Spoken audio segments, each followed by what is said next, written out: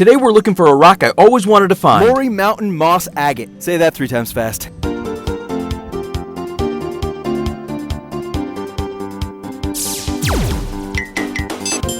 Pretty cool. Here's what the terrain looks like. We're in eastern Oregon in the Ochiko Mountains looking for this stuff right here. This is moss agate. Comes in all different colors and it kind of looks like there's moss in it. I've actually always wanted to come here. Moss agate is a favorite of mine, especially if it has like all different colors. Here's what it looks like set in a piece of jewelry. It's actually recently gained popularity as a wedding ring stone. So here you can find reds, you can find greens, you can find yellows.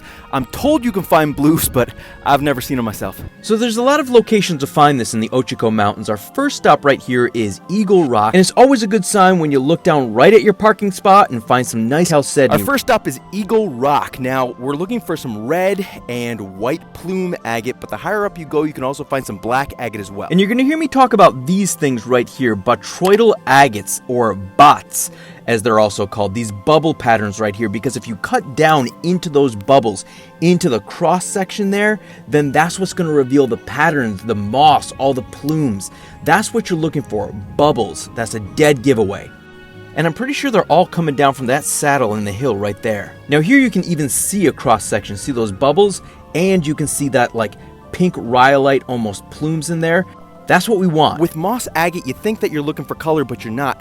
What you're really looking for is clear stuff. You're looking for the clear chalcedony. That's what's going to give the contrast to the color to show you those moss patterns. That's what's going to make that really pop. So here's some of that black agate that I was talking about earlier, and I also found some of this halite opal. Halite opal is a clear opal that doesn't have any of that play of color. It almost looks like glass. That'd be great if we did have that regular telltale flash of opal fire, but halite opal is a cool find anyways.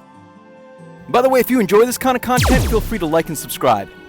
Okay, now it's time to move on to the real spot, the prime area, Maury agate beds. There's even a sign, a parking lot. This place is very well known. Here's what it looks like at the top, right where you park. And it's basically just a huge hillside and a valley, and it's just up to you to find the good stuff. Okay, right off the bat, we're finding a lot of these bubbles, a lot of these bots. Good stuff. That's actually going to be a moss agate right there if you cut it right.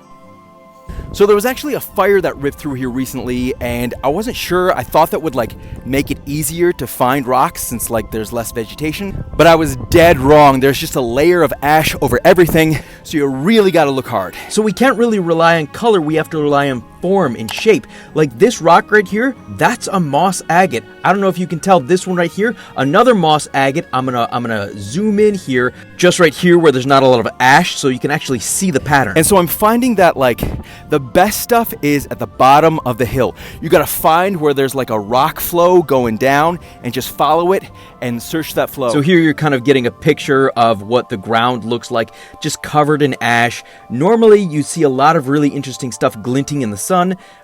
We can't today, so we really just have to rely on shape. I found a really nice little geode in the ash. This is a huge chunk of agate. This one right here is going to be a moss agate. I can tell because it's kind of clear, but you can also see some green in there. And we're even finding some of that red out here today as well. Great, we can cross all the colors off our list.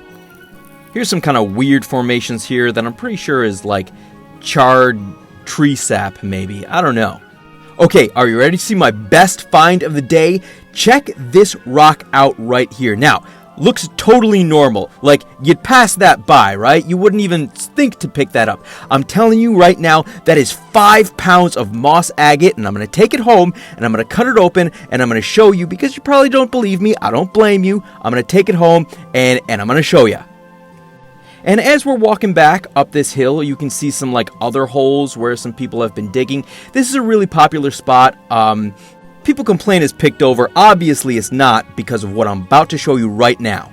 Okay, here's that rock that I was telling you about, right? Here's what it looks like on the outside. You'd pass that by. It doesn't look like anything. I'm just going to grind off a couple of the edges here so we can get a peek inside into what is happening.